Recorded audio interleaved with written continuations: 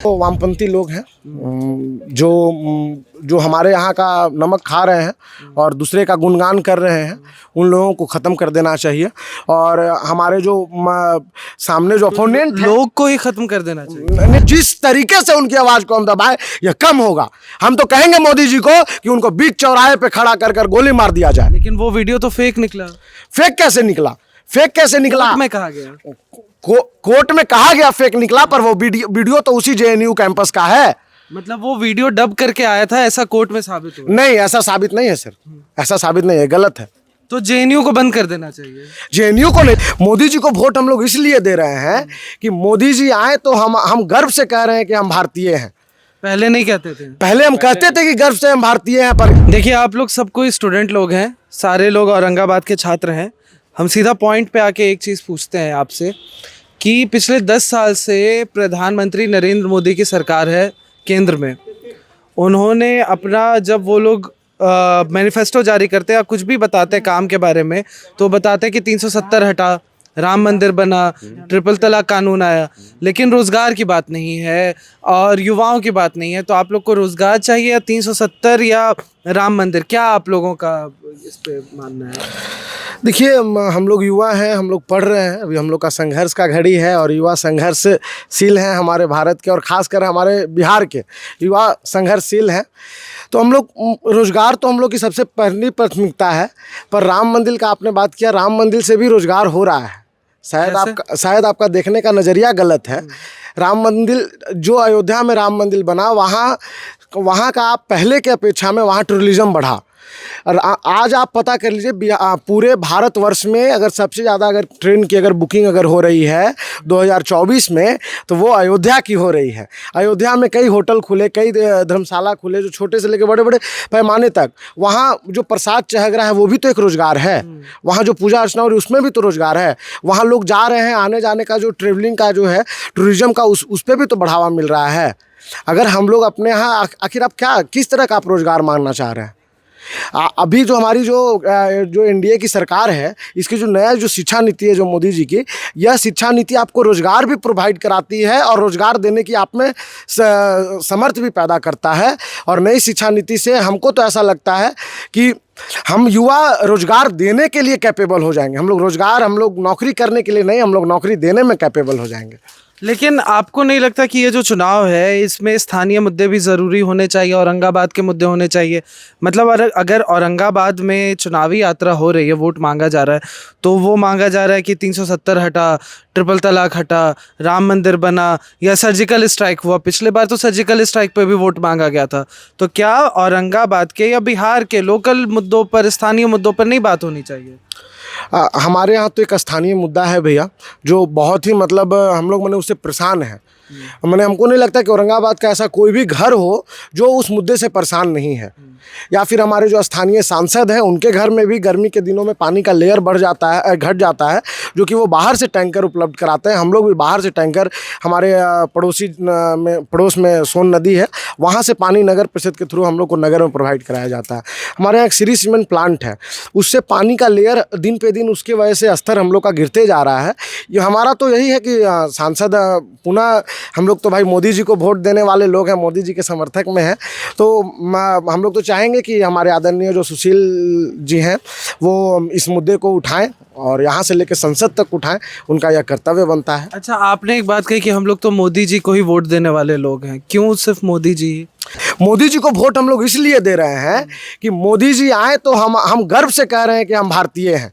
पहले नहीं कहते थे। पहले हम कहते थे कि गर्व से हम भारतीय हैं, पर आप बताइए कि हम 1 घंटे के अंदर हमारे जो पायलट ब्रिगेडियर अभिनंदन जी जो पाकिस्तान के बॉर्डर में जो चले गए थे, 1 घंटा के अंदर पाकिस्तान ने उन्हें सही सलामत भारत में वापस भेजा। और यही जब 71 में जो युद्ध हुआ था, हमारे 26 सैनिक जो वहाँ पाकिस्तान में फंसे हुए थे, उनका नाम तक नहीं पता चला। और जो सैकड़ों सैनिक जो हमारे हिंदुस्तान के सैनिक जो अपने की जान लगा के यहाँ पे जो सैकड़ों सैनिक जो पाक के सैनिकों को जो पकड़े थे, उनको हम लोगों ने छोड़ दिया। और वहाँ से हमारे एक भी सैनिक का नाम तक हमको नहीं पता है कि वो कौन सैनिक था।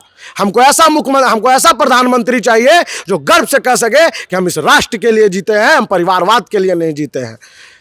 लेकिन आप जो बात कह रहे हैं कि राष्ट्र के लिए जीते हैं, ये सब ठीक है, लेकिन ऐसा नहीं है। कांग्रेस ने भी जब इंदिरा गांधी प्रधानमंत्री थी तो उन्होंने पाकिस्तान के 2 टुकड़े कर दिए, बांग्लादेश बना, पाकिस्तान बना। उनको भी आयरन लेडी ऑफ इंडिया कहा जाता था, है ना। इंदिरा इज़ इंडिया, इस तरह का नारा लगता था, और वो भी बहुत मजबूत सरकार थी उस वक्त की।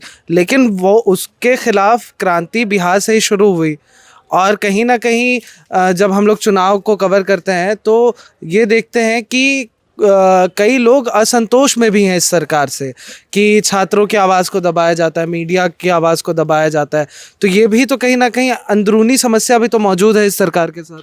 हमको नहीं लगता कि छात्रों की आवाज़ को दबा सकता है, और युवा का आवाज़ तो कोई सरकार नहीं दबा सकता है। जेएनयू और जामिया में तो हम लोगों ने देखा 2019-20 में।